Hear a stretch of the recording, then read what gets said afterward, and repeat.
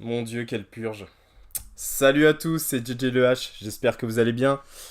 Aujourd'hui, on va débriefer de cette magnifique rencontre entre le Paris Saint-Germain et Toulouse. Le dernier match de, j'allais dire de Paoletta, de Kylian Mbappé au Parc des Princes. Il en reste encore deux, plus la finale de Coupe de France, donc encore trois matchs pour Mbappé sous les couleurs du PSG.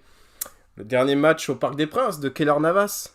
Je rigole, hein, il n'a pas joué, mais c'est sa dernière année aussi. Et il y a le speaker aussi qui prend sa retraite. Ça fait beaucoup de grands noms, mine de rien. On a vu aussi les intendants qui étaient mis à l'honneur. Bref, on va parler de cette rencontre. Donc, comme d'habitude, on va parler des trois points marquants et puis ensuite on va développer sur la première et deuxième mi-temps. Donc, on commence tout de suite. J'ai pas fait forcément de vidéo sur Kylian Mbappé, donc le premier point marquant, ça va être sur Kylian. Donc voilà, je vais en parler 2-3 minutes quand même. Kylian, pour moi, je sais qu'il divise beaucoup. Je sais qu'il y en a qui l'aiment pas, qui peuvent pas le voir, qui trouvent qu'il a trop le melon, etc. etc. Je peux comprendre certains aspects qui peuvent agacer de son côté. Effectivement, aussi, il a déçu là, cette campagne européenne. Hein, malgré tout, je crois qu'il est quand même dans les meilleurs buteurs. Hein, ou c'est toujours le meilleur buteur de la Ligue des Champions, je sais plus. Mais bon, on est quand même allé en demi-finale, mais je comprends que c'est décevant. Après, voilà. C'est la déception, elle n'est pas qu'individuelle, elle est collective. Hein. Sur les matchs qu'on a ratés, notamment le PSG-Barça ou le Dortmund-PSG, PSG-Dortmund, ok, Mbappé n'était pas à l'auteur, mais l'équipe, l'équipe entière n'était pas à la hauteur, à part Vitinha et un ou deux autres joueurs, hein, mais c'est tout. Donc voilà, je voulais quand même dire un grand merci à Kylian parce que c'est une légende du club. Moi, la légende, ça a toujours été pour moi Paoletta, il est dans mon cœur, mais Mbappé quand même. Et même si les gens disent oui, les stats, ouais, enfin, les stats montrent quand même le niveau que t'es en termes d'attaquant. Et j'ai pas la mémoire courte. Je me souviens bien évidemment de ses ratés en Ligue des Champions, comme de ses réussites. Hein. Je me souviens de PSG Manchester United où voilà, il a un peu raté le match, mais il a fait la passe décisive pour Bernat, hein, n'oubliez pas. Je me souviens de sa finale ratée contre le Bayern où il rate une grosse occasion. Mais je me souviens aussi de son triplé contre le Barça, de ses buts contre le Bayern, de la première finale de Ligue des Champions du PSG, derrière la demi-finale de Ligue des Champions aussi du PSG. Et puis là, bon, bah, on n'a pas réussi, mais franchement, voilà, je retiens quand même beaucoup de positifs. Je me souviens d'années galères où Neymar était souvent blessé, où c'est lui qui faisait la différence dans les derniers instants. Et franchement, il y a un ou deux titres des champions, un ou deux titres de champion de France. S'il n'est pas là, je vous dis clairement, on ne gagne pas le titre de champion de France. Il y a une ou deux années, ça remonte à 2 3 ans, je me souviens de la rage qu'il avait, notamment à PSG Saint-Etienne, où on gagne 4-3 à l'arraché, où l'équipe elle est amorphe, il n'y a que lui qui est là, qui motive tout le monde, et il faut le gagner ce match-là, parce qu'on n'est pas encore sûr d'être champion. Enfin bref, il y a énormément de situations comme ça, où il a toujours débloqué en fin de rencontre, c'était toujours Kylian le sauveur. Bien évidemment, on peut rien faire tout seul, il y a l'équipe derrière, mais souvent quand même, il a fait des buts où des fois il est parti tout seul de son côté. Enfin voilà, franchement, il y a quand même des grands moments, des buts magnifiques. Donc voilà, c'est vrai que les quelques sifflets qu'il a eu au Parc des Princes, parce que j'ai bien regardé l'avant-match, notamment quand on a dit son nom, j'ai trouvé ça très moyen. Après, derrière, les Ultras, le Copoteuil ont quand même manifesté leur soutien avec un beau tifo pour Mbappé. J'ai pas compris pourquoi il n'était pas au début de la rencontre, ce tifo-là, avec tous les fumigènes. Ça aurait été encore pas, ça aurait été encore mieux de le montrer là avant, enfin, pendant que les joueurs s'échauffent, mais le montrer aussi au début de rencontre. Parce que derrière, il n'y a pas forcément de tifo. Donc, genre, ça aurait été sympa de le voir aussi à ce moment-là. Parce que Mbappé n'a jamais eu de tifo à son effigie. Hein. Marquinhos, etc. On en a déjà eu. Mais Mbappé, jamais. Donc là, c'était la première fois. Bon, en tout cas, au moins, ça montre quand même que il n'y a pas ce désamour qu'on entend sur les médias où il va se faire siffler, ça va être compliqué. Non, pas du tout, pas du tout. Donc voilà, un grand merci, Kylian. Et puis bonne chance à toi au Real. Et si jamais c'est galère, la porte est ouverte. Moi j'appelle Nasser et puis voilà, tu reviens, il n'y a pas de problème. Bon bref, petite parenthèse pour Kylian. Bon, le deuxième point marquant, c'est notre match dégueulasse, il faut le dire. C'est toujours la même chose. Dès qu'on est champion de France, dès que la Ligue des Champions est terminée, qu'il n'y a plus d'enjeux dans le championnat, on est nul. On est nul. Tous les ans, c'est pareil. Franchement, pour les parieurs, il faut parier contre le PSG. à ce moment-là, hein, parce que vu les prestations qu'on fait à chaque fois dans les moments où on n'a plus rien à jouer, mais c'est aberrant. Franchement, c'est aberrant. Quand tu prends un billet, que bon, là, il y avait le dernier match de Mbappé, donc tu vas me dire, bon, voilà, en plus, il a marqué un beau but, encore une fois. Mais ouah, c'est catastrophique, c'est vraiment catastrophique. Et le troisième point marquant, je dirais les Toulousains. Ça m'étonne toujours. Vous voyez, c'est le genre de petite équipe qui viennent au parc, qui jouent leur vie. Eux aussi n'avaient plus rien à jouer. Ils sont dans le milieu de tableau, ils sont maintenus, ils ont plus rien à espérer. Mais les mecs qui sont là, t'as l'impression que c'est pas Toulouse, que c'est Liverpool, que les mecs ils sont en attaque, en défense, ils font des trucs de fou. Et les mecs, ils sont au milieu de tableau. Tu te dis, ok, faites cette prestation-là au parc, et puis derrière, ça se prend des 3-0 à Clermont, quoi. Enfin bref, ça m'étonnera toujours, mais bon, voilà, c'est toujours la même chose. Les petites équipes au parc, ça joue leur vie. Et puis nous, en plus, avec la rotation qu'a fait Enrique, le fait qu'il n'y ait plus rien à jouer, comme d'habitude. Comme les matchs avant ou après Ligue des Champions, souvent, c'est des matchs bizarres. Franchement, c'est pas souvent des victoires faciles. C'est des matchs nuls ou des trucs bizarres. Enfin bref, ça a été quand même assez poussif, il faut le dire. Et bref, on va parler du coup de cette première et deuxième mi-temps. En première mi-temps, on commence très bien. Et on va parler des joueurs aussi, hein. On va parler de quelques joueurs. Parce que là, il y a certains, moi, ça me va pas. Ça me va pas. Moi, j'ai vu des lacunes ce soir. J'ai vu des lacunes, notamment au niveau du gardien. Au niveau de certains joueurs, on va en parler. Bref, en première mi-temps, on ouvre le score à une super ouverture d'Arnaud Tevas avec un but magnifique d'Mbappé, hein, qui contrôle la balle à pleine vitesse, qui efface le gardien et qui marque ensuite, hein, qui arrive à bien redresser la balle pour marquer. Donc super, hein, quoi de mieux de terminer ce dernier match au parc par un but en étant décisif encore une dernière fois au parc.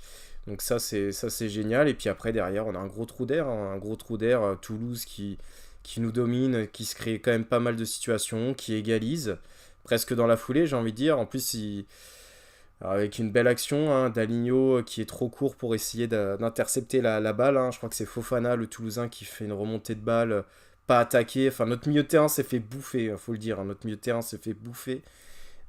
Puis derrière Toulouse égalise. Arnaud Tevas fait une sortie, mais il n'arrive pas à la voir.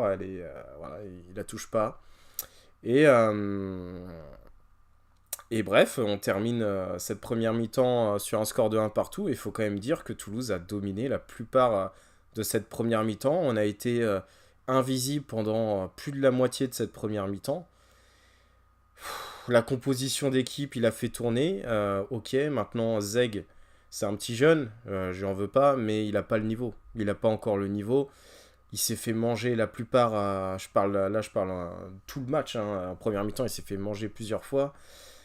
Carlos Soler, je l'ai pratiquement pas vu en première mi-temps. Il a fait, dans toute la globalité du match, il a fait deux trois bons trucs, mais c'est beaucoup trop peu pour un mec que tu as payé 30 ou 40 millions d'euros. Enfin, faut arrêter. Carlos Soler, là, Zeg, Kangin en première mi-temps, c'était quand même assez léger. Ugarte, alors ok, il galère, etc. Mais lui, il a la niaque. Et franchement, je préfère quelqu'un qui fasse des pertes de balles ou qui rate des passes, mais derrière qui fait tout pour se rattraper, qui met de l'impact physique, qui met de la hargne dans son engagement, que d'autres joueurs qu'on a vus la plupart sur le terrain. Et clairement, cette première mi-temps, elle était bien dégueulasse, à part les 5 premières minutes. Enfin, dès qu'on a marqué, quoi. Le reste, c'était assez compliqué. Euh, on avait Danilo, Skriniar, donc une défense assez lente, centrale. Ça jouait, enfin, des fois ça me faisait penser au match contre Dortmund, ça ronronnait beaucoup, ça faisait beaucoup de passes vers l'arrière. On a vraiment un problème contre les blocs bas, hein. On l'a vu contre Dortmund, mais là en gros on a l'impression que toutes les équipes vont faire ça et vont nous mettre en difficulté. Enfin bref, cette première mi-temps se termine sur un partout avec un sentiment de déjà vu et de ça y est, il n'y a plus rien à jouer, ça va être un match compliqué. On aurait pu penser qu'avec la dernière d'Mbappé, ça aurait été différent, mais pas du tout. Donc ensuite, on est sur la deuxième mi-temps où, en tout cas, ceux qui ont été à la hauteur, hein, c'est les Ultras, où les chants des supporters du stade encouragent l'équipe du début jusqu'à la fin. Vraiment une très très belle ambiance pour la dernière d'Mbappé. Mais malgré ça, on n'arrive pas à mettre le deuxième but. C'est pareil, Toulouse nous domine. Alors on a quelques occasions, quelques situations. On a des centres, un centre de Kangin Lee où Barcola n'arrive pas à la reprendre, ou derrière Asensio est surpris, ne peut pas la mettre dans le but. Donc c'est vrai qu'avec un peu plus, en étant un peu plus adroit, on aurait pu marquer ce deuxième but avant les Toulousains. Et malheureusement, non, c'est trop brouillon, c'est trop de perte de balles, pas assez d'intensité, pas assez de mouvement, trop de décompression de la part des joueurs, pas assez concentré. Bref, il y a beaucoup de joueurs qui ont été en dedans, et puis derrière, bah, il y a le deuxième but toulousain. Les mecs, ils font deux trois passes, ils sont dans notre surface de réparation. Ils te font une frappe, et tout de suite, lucarne pour je sais plus quel joueur toulousain. Donc, non, on est vers la deuxième partie de la deuxième mi-temps. Et moi, là, je me suis interrogé quand même. Arnaud Tevas. Ça se trouve, c'est même pas ça. Attends, je suis en train de. Bref. Tevas ou Tenas, ou. Oui, Tenas, voilà, c'est Tenas. Alors, c'est bien d'avoir un très beau jeu au pied, ça, il n'y a pas de problème. Maintenant, je l'ai trouvé vraiment limité sur ses plongeons.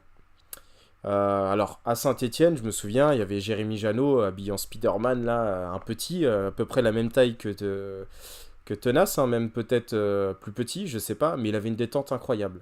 Anthony Lopez à Lyon est petit, mais il a une détente incroyable. Et là, j'ai eu le sentiment, il est petit, notre gardien, alors il a un très bon jeu au pied, pas de problème, il fait une passe D, ouais, c'est bien. Mais par contre, en termes de plongeon, de dynamisme et de détente, je l'ai trouvé insuffisant. La frappe du Toulousain, elle est bien placée. Tu mets pour moi Donnarumma, même Serge Rico. Pour moi, ça la dévie au-dessus du but parce que elle est un peu en lucarne, mais plus vers le bas. C'est un peu, ça retombe un peu vers le milieu, vers la fin. C'est pas une lucarne genre qui rase vraiment la barre transversale, etc. Où là, le gardien, c'est dur pour lui. Et pour moi, la taille, c'est pas un problème quand on est gardien de foot parce que Ochoa, il y a tellement d'exemples de petits gardiens qui sont très très forts et qui font des grosses parades et qui vont chercher les balles je ne sais où. Mais là, j'ai l'impression que pour lui, la taille, c'est un problème. Donc moi, là, le gardien, j'ai pas été très très convaincu, même s'il fait la passe D. Franchement, déjà, le premier but, bon, il peut mieux faire, mais après, voilà, c'est pareil, il est petit, donc il court, il prend une plus petite surface qu'un mec qui fait 2 mètres comme Donnarumma, hein, mais bon, voilà, après, ça veut rien dire encore une fois, mais il a pas la détente. J'ai vraiment senti quelque chose qui m'allait pas sur ce match-là. Alors peut-être qu'il va corriger par la suite, mais là, le gardien, non, sur ce match-là, j'ai pas aimé, j'ai vraiment pas aimé. Ensuite, Zeg, comme j'ai dit, dans le zag, dans le zig, dans le zag, tout ce que vous voulez, il s'est fait manger. Il a fait deux trois interventions bonnes, mais la plupart du temps, il s'est fait manger. Voilà. Dalinho, c'était compliqué pour lui quand même. Skriniar, bon, il a fait un match, je sais pas comment le qualifier, peut-être correct. Voilà. Derrière, il y avait Mukiele qui joue pas beaucoup, mais je trouve qu'il a fait quand même un match de guerrier. Donc pour moi, il a fait quand même son match. Il a essayé de rattraper les erreurs, ses erreurs à lui aussi, hein, parce que la majorité des joueurs ont fait leurs propres erreurs avec des relances ou des passes approximatives. Et puis derrière, le milieu de terrain s'est fait manger. S'est fait manger. Carlos Soler, c'est Gasper. Même s'il y a une bonne action dans le match avec lui, une action, waouh. Ugarte, comme je vous le dis, Ugarte, pour moi, Ugarte a fait son match de guerrier comme Mukiele. Pour moi, c'est des guerriers sur le terrain. Voilà, ils tentent des choses, ils ratent, ils se rattrapent, ils font tout pour se rattraper en tout cas. Et après, bon, on avait Kang In-lee qui a été un peu mieux en deuxième période. Il a fait quelques petits centres intéressants. On va lui donner une année d'adaptation, mais j'espère que l'année prochaine, il sera meilleur que ça quand même, Kang In-lee. Et après, en attaque, bon, Barcola a eu pas trop de bons ballons à avoir. Enfin, il a essayé de provoquer. Après, sur un bloc bas, c'est difficile, on le voit.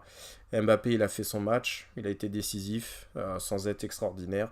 Et de l'autre côté, quand Dembélé et Barcola, quand Dembélé et il y a Dembélé, Gonzalo Ramos qui est rentré. Si on a eu d'autres, bref. Oh, je sais plus. De toute façon, ça a été tellement un match dégueulasse que j'ai même pas envie de me souvenir de tout. En tout cas, voilà, Dembélé, lui, quand il est rentré, il avait du feu dans les jambes. Je crois qu'il a perdu aucun ballon. Tous ses dribbles sont passés. Bon, il a été monstrueux, malheureusement. Ça n'a pas suffi pour marquer un deuxième but. Le gardien, Guillaume Rest, a dû faire... je sais même pas s'il a fait une ou deux parades. Je crois qu'il y a eu beaucoup de balles contrées et puis des balles qui sont passées juste à côté. Euh, ouais. Mais globalement, franchement, ce débrief... En fait, vous voyez, rien que de faire le débrief, ça me saoule de le faire autant que ça m'a saoulé de regarder ce match-là. C'était vraiment le genre de match où tu te dis, même les gens qui ont pris leur place, mais à quoi ça sert de prendre un billet, c'est pour faire une prestation si dégueulasse. Ok, c'est toujours la même chose, la décompression, il n'y a plus rien à jouer, je me répète, hein. Mais c'est toujours la même chose. Franchement, moi qui aime bien faire quelques petits paris sportifs, je vais prendre à chaque fois, je me dis, ne jamais parier avant ou après un match de Ligue des Champions. Il peut y avoir des surprises. Ou alors prendre en compte qu'il peut y avoir des surprises. Mais là, quand on est en fin de championnat, alors Nice-PSG, je pense qu'on va gagner à Nice. D'ailleurs, je pense que la cote, elle va être peut-être de 2 et quelques à Paris, et pour Paris, hein. Mais il y a quand même la finale de Coupe de France à jouer, il faut pas oublier. Et c'est pas se mettre dans une bonne dynamique que de réaliser ce genre de performance, parce que derrière Lyon, ça gagne, hein. Ça a gagné 1-0 contre Clermont ce soir. Donc on est à 2 matchs. Enfin bref, la finale de Coupe de France, là, c'est dans combien de temps? Dans 2 semaines. Donc au final, on voit que qui est du repos, qui est pas de repos, ça change rien parce qu'on les deux clubs français, PSG Marseille, voilà, hein, ils ont eu une semaine de repos, ils se sont fait éliminer des 2 coupes d'Europe. Donc on s'en fout d'avoir du repos si c'est pour faire des performances pourries. Donc voilà, sur le coach, j'ai pas forcément de grandes choses à dire sur Luis Enrique, moi je lui fais confiance. Maintenant, ouais, maintenant il y a clairement un manque de concentration aujourd'hui, de la décompression, de peut-être, voilà, le dernier match d'Mbappé, le dernier match, voilà, Navas a dit qu'il arrêtait, le speaker, les intendants, peut-être ça a bousculé dans les têtes de certains joueurs, j'en sais rien, mais bon, c'était assez catastrophique ce soir, faut le dire. Les Toulousains ont réalisé une bonne performance, mais ils sont juste au milieu de tableau. Donc voilà, c'est toujours la même chose, ce genre d'équipe qui vont faire des gros matchs, et puis, comme je l'ai dit tout à l'heure, derrière, vont perdre contre... Enfin bref. C'est pas grave, c'est un match de prestige pour eux, ils ont joué leur vie, bien joué, ils sont arrivés dans un contexte favorable contre le PSG, qu'on connaît tous. C'est toujours la même chose avec eux à chaque fois. C'est énervant, mais c'est comme ça. Bon, bref, débrief un petit peu, même pas rapide, hein, ça fait 17 minutes. C'était JJ Le H. J'espère que contre Nice, on va faire autre chose, on verra un autre visage. Et j'espère qu'on va remporter la Coupe de France. Parce que là, sans ça, ça serait une saison ratée. Donc, c'est très important de gagner la Coupe de France. Je le redis. Allez, bonne soirée à tous et à la prochaine.